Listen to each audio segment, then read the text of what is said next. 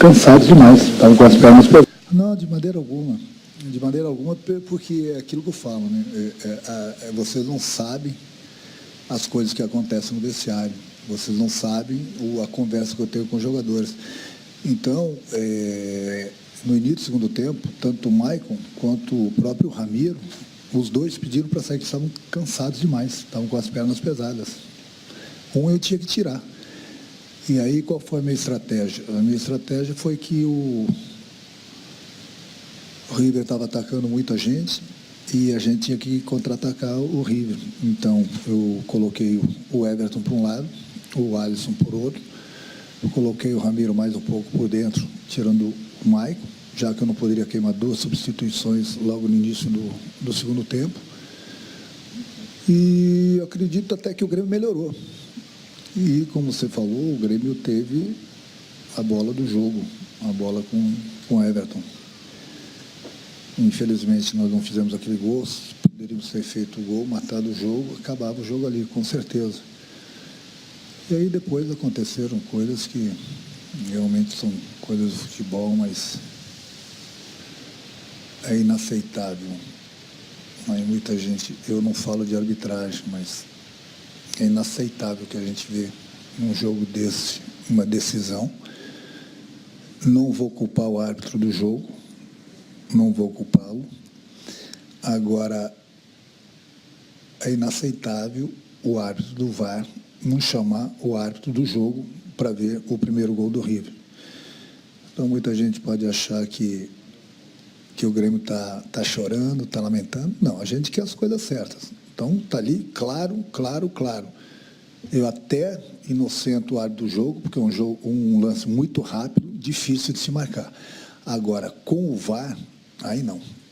Aí o mínimo que o árbitro do VAR deveria fazer era chamar o árbitro do jogo para rever o lance e ele ia ver que o gol foi com o braço. O pênalti, o segundo, foi legítimo, até porque eu sou um cara justo, se acontecesse na área do River também eu falaria que era pênalti. Foi pênalti, sim. Só que uma coisa leva a outra. Então, se ele anula o primeiro gol, o Grêmio estaria ganhando o jogo de 1-0 e estaria com 11 jogadores em campo. Aí, por falha do árbitro, depois, o árbitro do VAR não chamando o árbitro, deu o gol. Depois, eles tiveram aquele pênalti que foi legítimo, e aí foi a expulsão do Bressan. Mas vocês não participam das reuniões que o clube participa junto com a Conmebol, então é uma coisa assim que chega a dar raiva. É uma coisa que me deixa muito pé da vida, porque a Conmebol gosta de milhões de dólares, é o que eles falam nas reuniões, e eu sou a favor do VAR.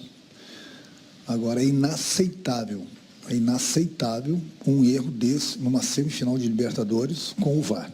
Se não tivesse o VAR, eu iria continuar inocentando o árbitro, porque é um lance muito rápido, muito difícil de se ver.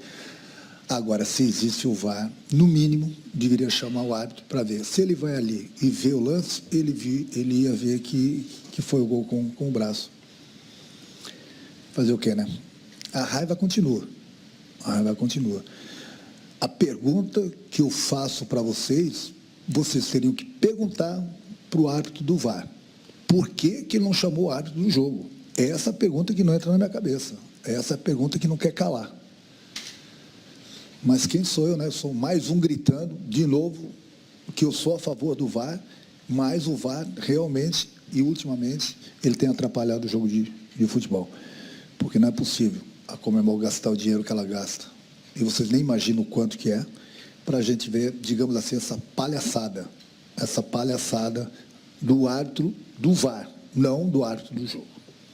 Renato, depois do primeiro jogo, você frisou muitas vezes que a vantagem era pequena, muito pequena. E hoje o Grêmio saiu ganhando. Você viu em algum momento essa vantagem crescer, tendo em vista o que o Grêmio jogou nos 2 jogos? O jogo estava controlado ainda quando estava 0-0. O River estava melhor, mas ele não criava essas situações todas. Basicamente, tiveram 1 ou 2 situações no primeiro tempo, o Grêmio também teve. Fizemos o gol. O jogo estava controlado, o Grêmio estava melhor que o River no segundo tempo. Tivemos a bola do jogo, mesmo não fazendo aquele gol, o jogo estava controlado. Era uma coisa normal o River ter mais espaço, porque tinha que atacar, ia para o tudo ou nada, mas o jogo estava controlado. Aí aconteceu esse lance que eu falei. Se não acontece, se o juiz não dá esse gol, a história do jogo é totalmente diferente. É lógico que no momento que o River faz aquele gol, ele ia crescer no jogo. E mesmo o gol do pênalti, que eu continuo falando que foi pênalti, foi um lance infantil. E esse lance, basicamente, com o pênalti. E aí depois com 10 ficou um pouco mais difícil, né? Mas digamos que foi um tempo para cada um. O River, na minha opinião, foi melhor que o Grêmio no primeiro tempo. O Grêmio foi melhor que o River no segundo tempo. Tivemos a chance de matar. Não matamos. E aí aconteceu o que aconteceu. Renato, você já tem 2 anos frente ao comando técnico do Grêmio, mas depois de uma Libertadores como essa, com a frustração que você deve estar sentindo nesse momento, você chega a repensar o seu futuro a partir de dezembro? Você chega, com esta frustração, daqui a pouco, mudar de ideia de permanecer no Grêmio? Não penso nisso. A minha cabeça estava totalmente voltada para a Libertadores, para o Campeonato Brasileiro. Sempre falei isso para vocês, eu sempre cumpro o meu contrato. Eu não tinha nem cabeça para pensar em termos de contrato. De vez em quando, assim, eu brinco com o presidente brinca comigo, mas nossas cabeças estavam voltadas totalmente para a Libertadores, porque nós sabíamos que o Grêmio tinha condições de ir à final, fazer novamente a final da Libertadores. Então, é isso que me deixa com muita raiva. Eu preferia ter tomado 5-0 hoje aqui, do que sair de uma Libertadores dessa forma, com o VAR. Isso é imperdoável. Realmente a Conmebol, aí depois falaram que o delegado do jogo, o árbitro do jogo, o árbitro do VAR, estavam reunidos ali. Eu pergunto, para quê? Se eles são pagos para trabalharem lá dentro, para ver as coisas que acontecem lá dentro, na hora do jogo. Agora vão se reunir aí para quê? Para eles assumirem o erro deles, mas o Grêmio está desclassificado. Aí eu pergunto, quem vai pagar a conta dessa desclassificação do Grêmio? Essa que é a pergunta. Então, eles fazem reuniões, pedem, façam tudo, o clube faz do jeito que eles querem. Para quê? Para o Grêmio ser roubado dentro da arena. Essa que é a realidade. E não estou falando do árbitro do jogo. Eu estou inocentando o árbitro do jogo. Estou falando do árbitro do VAR, que ele não chamou o árbitro do jogo para ver o lance do primeiro gol do River, que ele está aí para isso. Só está aí para isso. Renato, falando do jogo, qual o aprendizado que o Grêmio tira desse jogo sobre a vantagem que teve na mão, sobre como o time se comportou durante o jogo e também sobre a questão da priorização de algumas competições? Qual o aprendizado que o Grêmio tira nessas duas situações? Enquanto for treinador de um clube, eu acho que ensinei muita gente a trabalhar. Sob o meu comando, disputando algumas competições, o Grêmio, qualquer outro clube que estiver trabalhando, vai fazer exatamente o que o Grêmio tem feito nesses últimos 2 anos. Eu acredito, e essa resposta não é só para você, mas não sei se para você não é, estou falando se vai servir o chapéu para alguém, eu espero que a imprensa brasileira que tinha alguma dúvida, aprendeu algo mais esse ano, porque eu aprendo com vocês também têm que aprender com a gente, que é impossível um clube disputar 2, 3 competições ao mesmo tempo, sempre com a mesma equipe. Isso aí eu acho que já foi provado. Até porque as equipes que pouparam são nas finais. Isso é uma coisa. O que eu aprendi hoje no jogo contra o River, eu faria tudo de novo. Porque aí é difícil você colocar na cabeça das pessoas que nós vencemos um jogo contra o River na Argentina, o Grêmio foi quase que perfeito, foi muito bem elogiado por toda a imprensa. Eu até tinha ideia de jogar como sempre joguei, de repente com o Alisson de um lado e o Everton de outro lado, nesse jogo contra o River. Mas como que eu ia colocar um jogador em campo com as condições que estava o Everton? Vocês viram do jeito que ele entrou.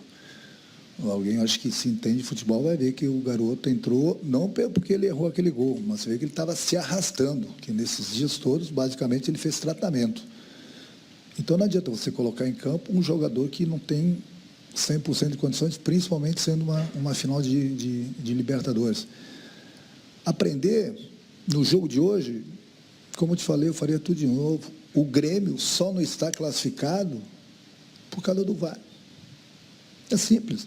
Hoje, se o VAR funciona, o Grêmio está classificado, eu estaria aqui sorrindo, a torcida do Grêmio estaria feliz, estava todo mundo elogiando a equipe do Grêmio, que fez a coisa certa, e estaria na final da Libertadores. Aí agora, para um detalhezinho do VAR, a gente vai começar a achar que isso, aquilo está errado. Não, está tudo certo aqui no Grêmio. A coisa que tem que ficar bem colocada é a seguinte: o Grêmio foi roubado. E eu não estou dando desculpa. O Grêmio foi desclassificado uma Libertadores por cara do VAR. E eu acho que todo mundo viu o lance, né? Eu acho que não tem dúvida. Aí a pergunta, eu volto a fazer. Essa pergunta eu gostaria de cruzar com o árbitro do VAR. Onde ele estava? O que ele estava fazendo? Ou será que era o Steve Wonder que estava lá dentro da cabine vendo o jogo? Me parece que era, né? Porque não é possível um cara com um monte de câmera na frente dele não ver que o jogador do Rio fez o gol com o braço. Não adianta ficar aqui chorando, lamentando. Eu pergunto onde fica a Conmebol com isso tudo, que gasta milhões com o VAR. Será que esse árbitro vai dormir tranquilo hoje? Por um erro desse? Talvez até vá, né? Está bem despreocupado com o Grêmio ele.